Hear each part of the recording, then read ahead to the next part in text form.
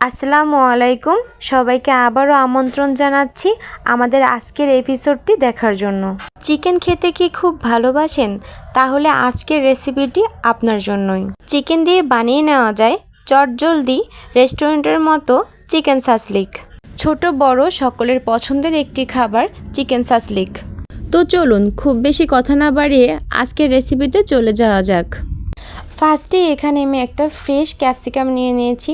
ক্যাপসিকামটা আমি ধুয়ে নিয়ে একটা ছুরির সাহায্যে কেটে নেব।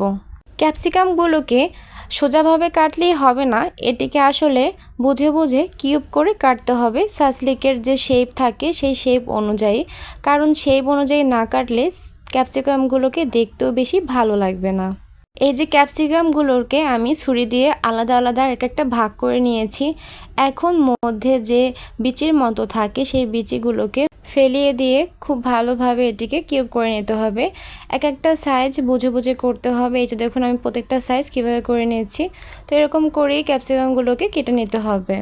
ক্যাপসিকামগুলো কিউব করা হয়ে গেলে এখন আমি টমেটো কিউব করে নেব। এখানে আমি রেড ক্যাপসিকাম দিতে পারিনি, এজন্য আমি এখানে একটা টমেটো ইউজ করব।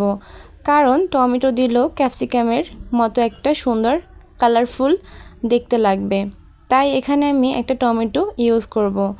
এখন টমেটোটা আমি মধ্য দিয়ে ভাগ করে নিয়ে তারপরে আরেকটা ভাগ করে নিয়ে নেব মধ্যস্থানে। মোট 4টা আমি টমেটো ভাগ করে নেব, তাহলে ক্যাপসিকামের যে সাইজটা থাকে সেই সাইজ অনুযায়ী আমার টমেটোটা কিউব করা হয়ে যাবে। ক্যাপসিকাম এবং টমেটো কিউব করে আমি একটা বাটির ভিতরে রেখে দেব। তারপরে একটা পেঁয়াজ নিয়ে পেঁয়াজের আমি খোসা ছাড়িয়ে নেব। খোসা ছাড়িয়ে পেঁয়াজটাকেও ক্যাপসিকাম এবং টমেটোর মতো কিউব করে নেব। পেঁয়াজ ক্যাপসিকাম টমেটো একসাথে মিশিয়ে নেড়ে চেড়ে রেখে দেব। তারপরে আমি এখানে মুরগির যে বুকের মাংসটা থাকে সেই বুকের মাংসটাকে সুন্দরভাবে স্লাইস করে নেব। সাসলিকের সাইজে আমি এই যে দেখুন কতটা সুন্দরভাবে কিউব করে নিয়েছি। কিউব করা মুরগির মাংসটাকে ক্যাপসিকাম এবং সেই মিশ্রণটির সাথে ভালোভাবে মিশিয়ে নিতে হবে। এখন আমি এর ভিতরে অ্যাড করব হাফ চা চামচের মতো আদা বাটা, হাফ চা চামচের মতো রসুন বাটা। আদা এবং রসুন বাটার মিশ্রণটি সেম পরিমাণেই দিতে হবে। এখন আমি এর ভিতরে দিয়ে দিচ্ছি 2 টেবিল চামচ পরিমাণে পেঁয়াজ বাটা। এখানে আমি দিয়ে দিয়েছি কিছুটা পরিমাণে 1 চিমটি পরিমাণে গোলমরিচের গুঁড়া। কালো এবং হোয়াইট গোলমরিচ দুইটাই এখানে অ্যাড করতে হবে। এখন আমি এখানে দিয়ে দিচ্ছি 1 চা চামচ পরিমাণে মরিচের গুঁড়া। এখানে মরিচের গুঁড়োটা অ্যাড করতে হবে, যে যে পরিমাণে ঝাল খান সেই অনুযায়ী বুঝে মরিচের গুঁড়োটা অ্যাড করে নেবেন, কারণ বেশি ঝাল হলেও অনেকে খেতে পারবেন না এবং অনেকে স্পাইসির জন্য মরিচের গুঁড়োটা পছন্দ করেন। তো আমি এখানে 2 টেবিল চামচ পরিমাণে মরিচের গুঁড়া অ্যাড করেছি। এখন দিয়ে দেবো স্বাদ মতো লবণ।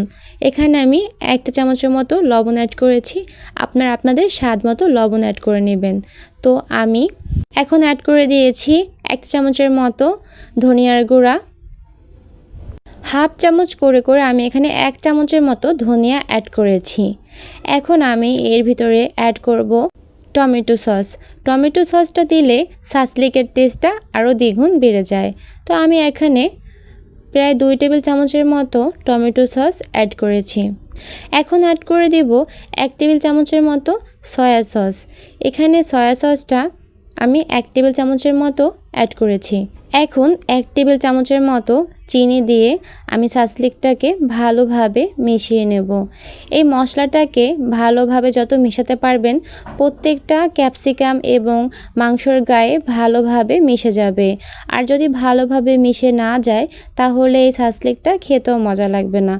এখন এই সাসলিকের মিশ্রণটির ভিতরে আমি 1 টেবিল চামচ পরিমাণে সয়াবিন তেল ইউজ করছি।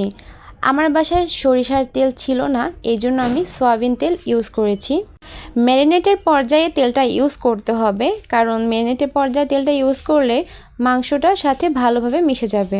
ভালোভাবে মিশিয়ে আমি এটিকে 20 মিনিটের জন্য ম্যারিনেট করে রেখে দেব, কারণ এটি যতটা রেস্টে থাকবে ভিতরে মশলাগুলো ততটাই পারফেক্টভাবে মাংসটাকে জুসি করতে সাহায্য করবে। তো তো 20 মিনিটের জন্য রেস্টে রাখার পরে আমার সাসলিকের মশলাটা রেডি হয়ে গেছে। এখন এই মিশ্রণটি আমি একটা সাসলিক কাঠির ভিতরে গেঁথে নেব। তো কাঠিগুলোকে আমি 15 মিনিটের জন্য পানিতে ভিজিয়ে রেখেছিলাম, কারণ ভিজানো থাকলে এই কাঠিগুলো যখন ওভেনের ভিতরে দিব তখন পুড়ে যাবে না। তো আমি ফার্স্টে যে সবুজ ক্যাপসিকামটা গেঁথে দিব, তারপরে টমেটো দিব, পেঁয়াজের স্লাইস দিব, একটা মাংসের টুকরা দিব, তারপরে আমি আবার সবুজ ক্যাপসিকাম দিব। এরকম করে করে প্রত্যেকটা ধাপে ধাপে একইভাবে আমি প্রত্যেকটা সাসলিকের কাঠিতে গেঁথে নেব।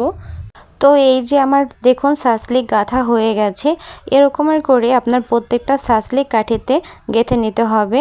তো আপনাদের সুবিধার্থে আমি আপনাদেরকে আরও একবার সাসলিকটা গেঁথে দেখিয়ে দিচ্ছি। যেই পাশটা উঁচু থাকে সেই পাশটা কাঠের নিচের দিকে দিতে হবে, এবং যে ঢালু পাশটা থাকে সেটা আসলে ভিতরের দিকে দিতে হবে। তো প্রত্যেকটা পেঁয়াজ এবং টমেটো সব কিছু এরকমের দিতে হবে। তো এরকমের দিয়ে ধাপে ধাপে করে আপনার সাসলিকটা তৈরি করতে হবে। এটি আসলে কাঠের নিচের দিকে একটু ফাঁকা রাখতে হবে এবং উপরের দিকেও রাখতে হবে।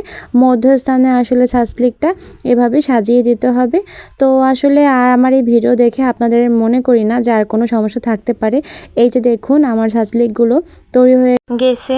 আমার 5টা সাসলিকের মতো তৈরি হয়েছে। তো এখানে আমি এখন ওভেনের ভিতরে দিয়ে দেবো 180 ডিগ্রিতে আপ ডাউন হিট অন রেখে মাত্র 30 মিনিট বেক করলেই সাসলিক হয়ে যাবে। সাসলিকটা চুলায় বেক করা যায়। এখানে সাসলিকটাকে কতক্ষণ পর পরে তেল ব্রাশ করে দিতে হবে, সাসলিকটা যেন ড্রাই হয়ে না যায় এবং মাংসটা যেন জুসি ভাব হয়, সেজন্য কতক্ষণ পর পরে তেল ব্রাশ করে দিতে হবে। তো এই যে আমার সাসলিক হয়ে গেছে, কতটা সুন্দর এবং পারফেক্টভাবে সাসলিক বেক হয়ে গেছে। সাসলিকটি কেমন হয়েছে কমেন্ট বক্সে কিন্তু কমেন্ট করতে ভুলবেন না। আর এখনও যারা যারা আমার চ্যানেলটিকে সাবস্ক্রাইব করেনি তারা দ্রুত গিয়ে আমার চ্যানেলটিকে সাবস্ক্রাইব করে আসুন এবং আরও নতুন নতুন ভিডিও পেতে আমার চ্যানেলের সাথেই থাকুন। আশা করি আমার আজকের এই সাসলিকের ভিডিও আপনাদের একটু হলেও উপকারে আসবে। ওভেনে কিভাবে বেক করতে হয় সকল টিপস অ্যান্ড ট্রিক্স সহকারে আপনাদের দেখানোর চেষ্টা করেছি। আরও নতুন কোন ভিডিও দেখতে চান আমাকে কমেন্ট করে জানাবেন। পরোটা কিংবা নান রুটির সাথে এই সাসলিকটা খেতে অসাধারণ লাগে। তো আজকের জন্য এই পর্যন্ত।